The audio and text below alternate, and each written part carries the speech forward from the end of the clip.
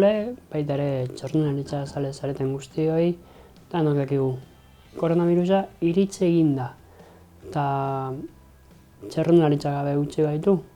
Gutxienez hilabete eta erdirako. Baina badirudi turra ere ukitu ezakela, dena dela Olinpiar Jokoekin nola moldatuko den arabera, agian turra egongo da edo ez da egongo. Txirrindulariaken erabaki dugu ezin gehala hilda gehatu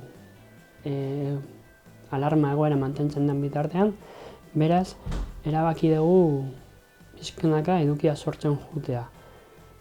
Zaila da, horrelako egoera baten lasterketetan egotea, baina bai nahi dugula txirrindulari eta txirrindularitza munduko pertsona guztiei hurbiltzea eta haien bizipenak eta egoera inberezion hau nola bizitzen nahi dian galdetzea eta elkarrizketatzea. Baita ere, saiatuko gea pixkanaka edukia osatzen eta interesgarriak iruditzen zaizkigun gauzak zuei helarazten gure betiko modura YouTube bidez.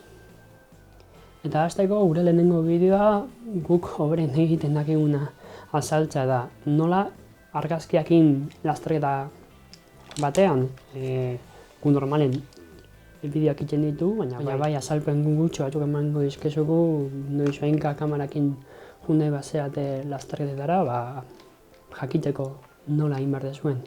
Lehenengo gauza, oso garrantzitsua, eta benetan eskatzen dizuet honi arreta jartzea. Edozein argazki egiten dezuela ere, lasterketa gitardean adi txirrindulariekin. Duela gutxi, gu ginen karrera baten gertatu zen, kameralari profesional batek ez zula neurri hartu eta txirrindulariek aurretik eraman zutela. Hori da, ekidin behar diran gauzak. Horretarako, distantzia hartu, ez begiratu bakarrik kameratik, jarri begi bat kanpora begira, neurriak ondo hartzeko, eta dakigu nola zein garrantzitsua den segurtasuna txirrindularientzat. Normalen denok agertuko zeate holako kamerekin. Objektiboa eta kamera banandu daitezkenak, hola. Kasu honetan, kamera simple bat da, baina optika nahiko on batekin. Gutxienekoak azaltzeko, esan behar dizkizuet, azkar modura, kamera hauek 3 parametro aldagarri askatela. Alde batetik, abiadura, ze abiaduratan egiten duten argazkia, bestaldetik objektibotik zenbat argi pasatzean, eta azkenekoz kamerak zenbat argi hartu dezake. 3 parametroiak azaltzea oso zaila da, holako bideo batekin, baina gutxienez hori kontuan hartu dezakezue. Guretzat, txirrindularitzan interesgarriena beti abiadura da. Normalen oso azkar hartuko ditugu txirrindulariak eta abiadura izango da beti interesgarriena.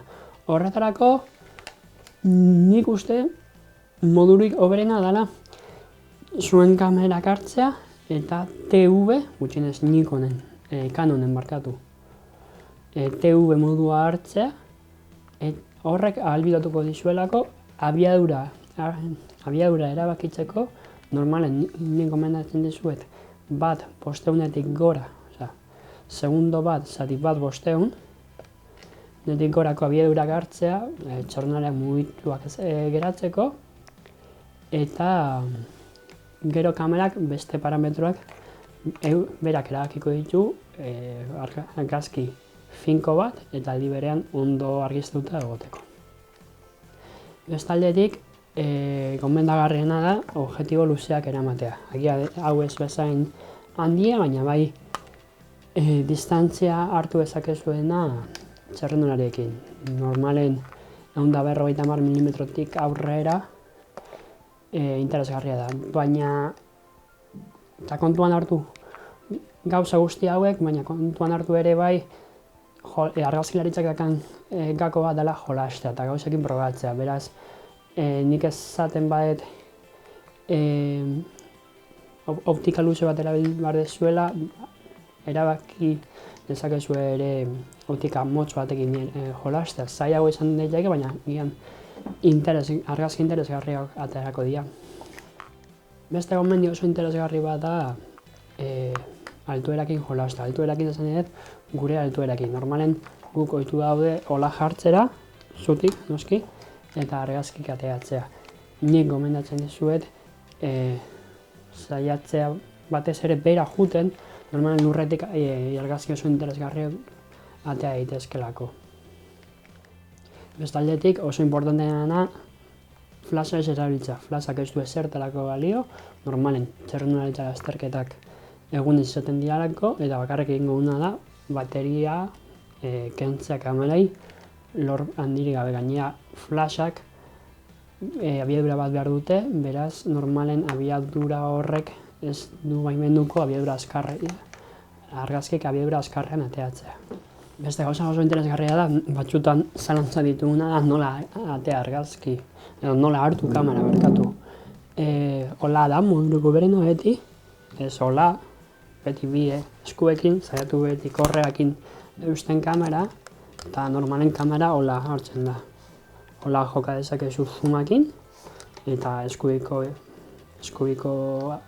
eskuekin kamera kontrolatu. Badaude modu asko, hola hartu dezakezue, baina berena beti hola edo hola izango da. Nola da, nahi desun argazkia vertikala edo horizontala. Eta azkenekoz, hainbestetan galdetzen diguzuen galdera. Zer egin? Argazkia, bideoa, hori norberak erabaki behar du. Guk komendatzen dugu biak batera segitzea, ze kamerak denbora gehiago beharko du prozesatzeko, bateria gehiago jango du, eta normalen ez dira emaitza obrenak ateratzen biak batera egiten. Bakoitzaren erabakia da, bideoak aukera batzuk emango dizkizu, argazkik ez. Eta kontra, noski, argazkik aukera batzuk ematen ditu, bideoak ez ditu emango. Kreatibok izan, beste argazki nari begiratu, eta beti batez ere, mesedez, segurtasuna mantendu, segurtasun tarteak mantendu. Eta bukatzeko, deskripzioan jarriko dizkizugu hainbat txirrindularitza argazkilarien kontuak haiek jarraitzeko eta haien gandik ikasteko.